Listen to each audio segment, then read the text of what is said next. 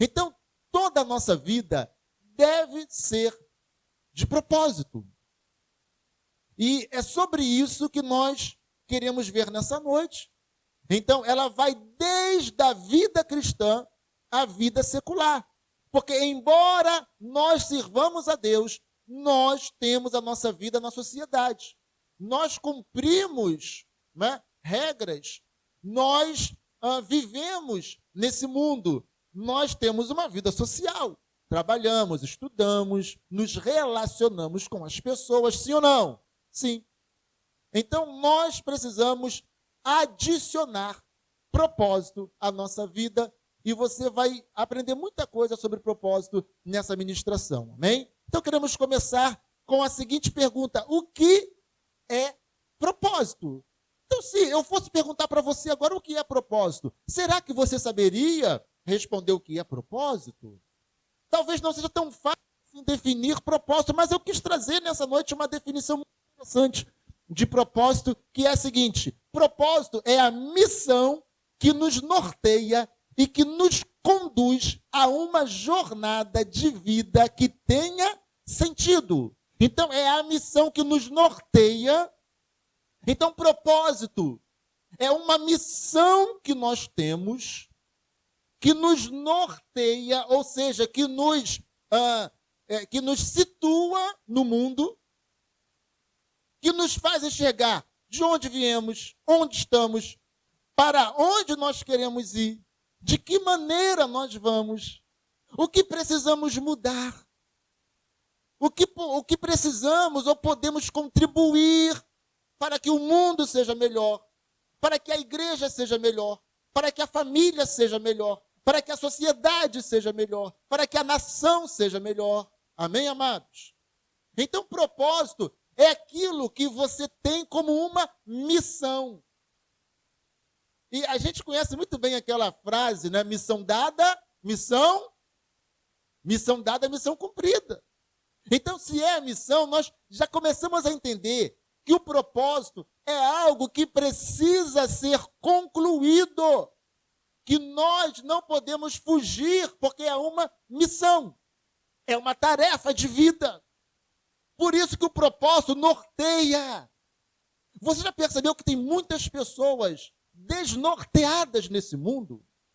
Você já percebeu que tem pessoas que adquirem fama, conseguem dinheiro, mas elas estão desnorteadas? É uma vida totalmente desnorteada. Ela não constrói nada. Ela não constrói uma família. Ela não tem capacidade sequer de construir uma família. Então, embora ela tenha alcançado fama, embora ela tenha juntado, somado dinheiro, mas ela mesma sabe que a sua vida é uma bagunça. Muitos dos artistas que chegam ao topo, né, de maneira meteórica, quando chegam lá, elas se perdem. Por que se perdem? Primeiro, Deus, ele é categórico em dizer que ele não divide a glória dele. E muitas dessas pessoas são idolatradas. E quem torna-se um ídolo das multidões está tentando usurpar o lugar que é de Deus. Quem entendeu, diga amém. Então, só por aí, ela já atrai uma certa maldição sobre a sua vida. O segundo ponto: essas pessoas, elas são admiradas, são aclamadas por multidões que sequer as conhecem na intimidade. As pessoas olham para um ídolo, para um artista. Tem pessoas que são capazes. Esses dias eu estava vendo uma crítica aí de uma cantora, dessas que surgiram meteoricamente, que começaram a fazer sucesso antes de aprender a cantar. Ela primeiro fez sucesso, depois foi aprender a cantar. E alguém estava criticando, porque a maioria hoje é assim, né? São artistas fabricados na marra. E estavam criticando que o show dela é R$ 510, se não me engano. 500 e poucos reais o show dela. E tem pessoas que pagam R$ 500 por um show de uma pessoa qualquer. E ovacionam. admiram, idolatram, aplaudem. Só que aquela pessoa sabe o quanto ela se sente insignificante. Ela tem o aplauso das pessoas, mas quando ela sai do meio da multidão, ela olha para si e ela fala: quem sou eu? Essa é a maior confusão na cabeça dessas pessoas, que são adoradas por um público, mas elas se sentem tão ruins, tão vazias, tão incompletas. Pessoas que sequer conseguem dormir à noite. E os outros aplaudem e adoram como se fossem deuses. Então ela sabe que ela não merece estar naquela posição que ela está. Ela não merece ser aclamada e adorada como as pessoas fazem. Então, tem pessoas que, apesar de tudo, continuam vivendo crises existenciais, porque a sua vida não tem propósito. Porque se falar que ser um ídolo das multidões é um propósito, o propósito é vazio, é errado. O propósito equivale-se a dizer: vou me colocar no lugar de Deus. Porque Deus abomina tanto a idolatria quanto os ídolos. Então esse é um propósito vazio, não preenche, não satisfaz. Então o propósito, ele é uma missão que nos dá sentido, nos norteia, que nos direciona, que faz com que a gente perceba quem somos, de onde viemos, para onde nós iremos, o que nós produziremos enquanto nós vivermos. Então nos norteia e nos conduz a uma jornada de vida que tenha sentido. Então o propósito está diretamente ligado a sentido. Vida sem propósito é vida sem sentido. E todas as pessoas que olham para si e falam: meu Deus, qual o sentido da minha vida? 100% dessas pessoas não têm propósito na vida. Então o vazio existencial muitas vezes provoca depressão, angústias, ansiedade, pânicos. Tudo isso é consequência de uma vida vazia, de uma vida sem sentido. Então, guarda isso. Propósito está diretamente relacionado a sentido de vida, a vida com sentido. Quem tem propósito tem a vida com sentido, tem sentido na vida. Quem não tem sentido na vida, geralmente não tem propósito. Quem entendeu, diga amém. A vida jamais terá sentido para quem não possui propósito. Vamos repetir isso? Vamos lá. A vida jamais terá sentido para quem não possui propósito. E eu pergunto: qual o sentido da tua vida? E aí a pergunta é: qual o propósito da tua vida? Existe algum propósito em você? Por que você acorda todos os dias? Por que você cuida da sua saúde? Por qual razão você olha para o dia e fala: glória a Deus, graças a Deus, mais um dia? O que te leva a ser feliz? Qual o sentido da tua vida? Qual o propósito da tua vida? E aí eu quero que você entenda. Eu não estou falando de profissão. Eu não estou falando que você tem que ter um propósito. Não, meu propósito é ser médico, é ser engenheiro, é ser advogado, é ser não sei o quê, é ter uma empresa. Não! Não, não é disso que eu estou falando. Propósito é muito mais do que uma carreira profissional. Propósito é muito mais do que sucesso profissional. Propósito é muito mais do que o desejo de ter uma casa própria.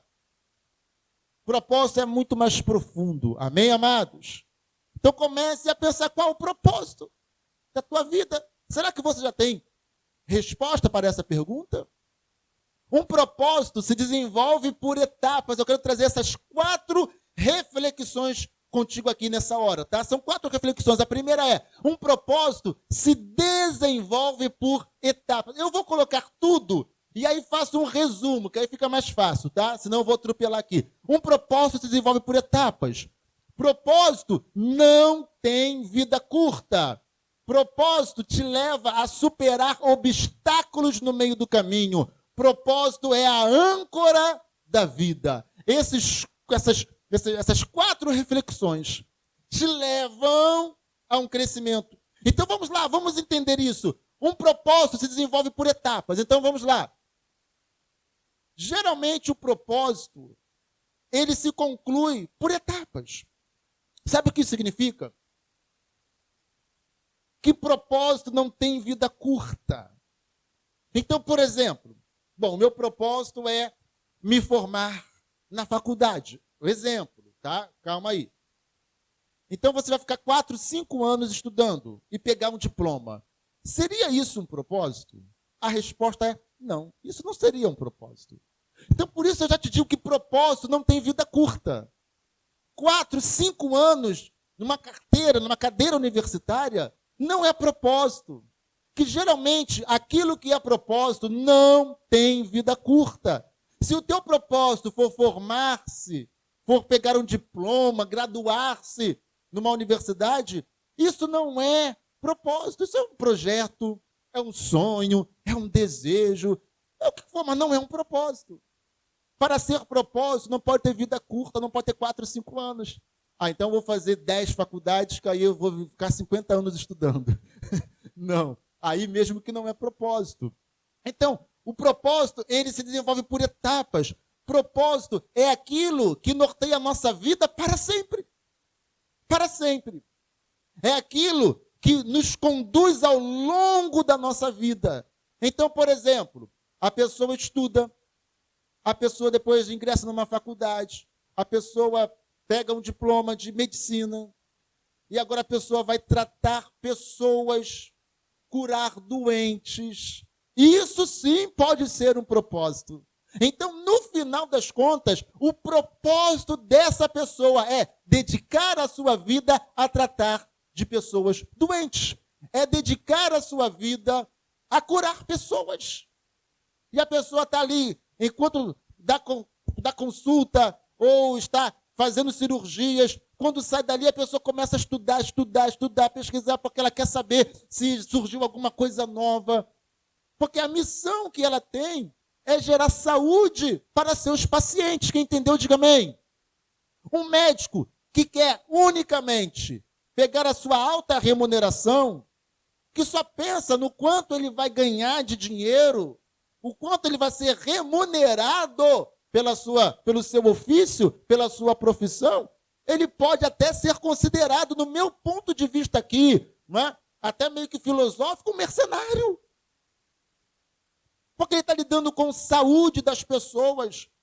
Então ele não pode olhar para uma pessoa como se fosse alguém que vai trazer a ele retribuição financeira, mas alguém que tem uma família por trás, que se perder aquela pessoa vai chorar.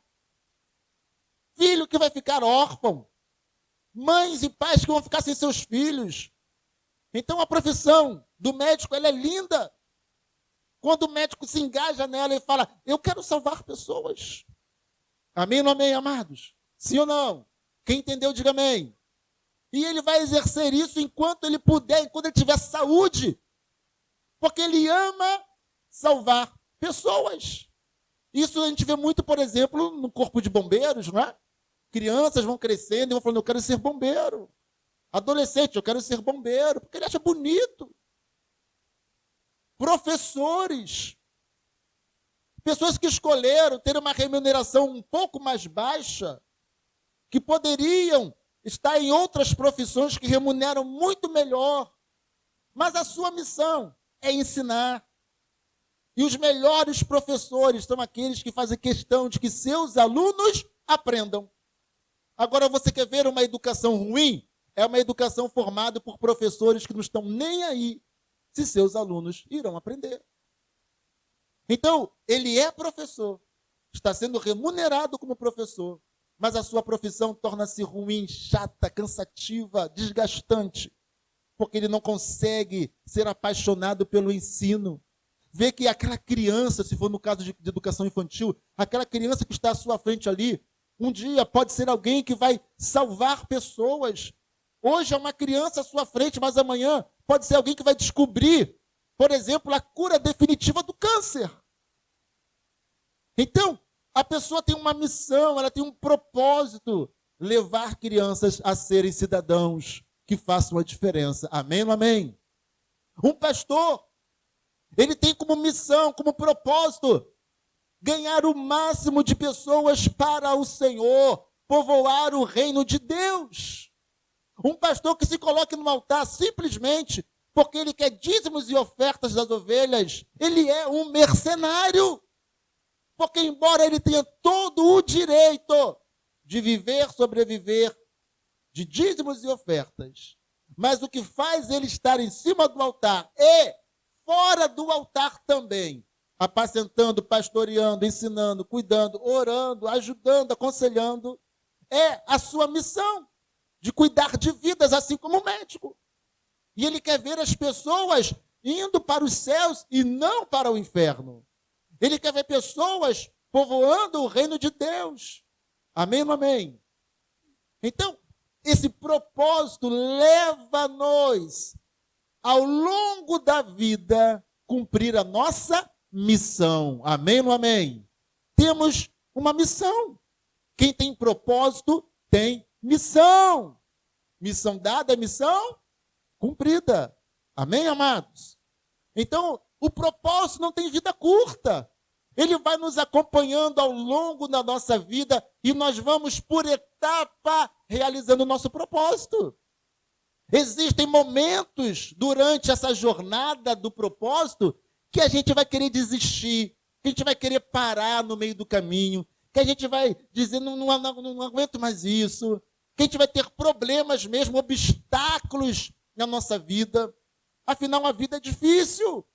Mas como nós temos um propósito, o propósito ele torna-se a âncora da nossa vida. Amém ou amém, amados? Sabe por que a pessoa não se deprime? Sabe por que a pessoa não desiste? Porque ela tem um propósito e ela não vai sossegar enquanto não cumprir o seu propósito nessa terra. Diga amém.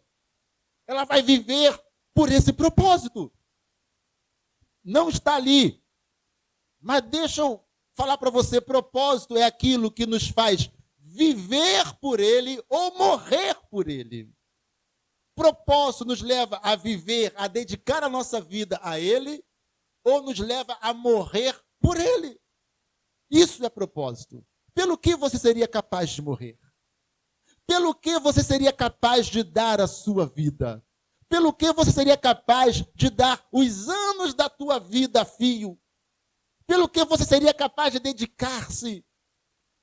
Isso é o teu propósito. Então, o propósito te leva a superar obstáculos no meio do caminho. Às vezes está difícil. Problemas de todos os lados. Problema financeiro, problema sentimental, problema familiar, a oposição de pessoas. Pessoas se levantam contra você. Crises financeiras, enfim. São tantos os problemas, problema de saúde. São tantos os obstáculos na jornada da vida, nas etapas do propósito. Mas porque você tem um propósito, você não entrega os pontos. Amém ou amém, amados? Amém ou amém? Como você tem propósito, você supera, você avança, você passa por cima. Você vence. Amém ou amém? Aleluias. Então eu quero ler aqui nesse momento Mateus 4, do 1 ao 11.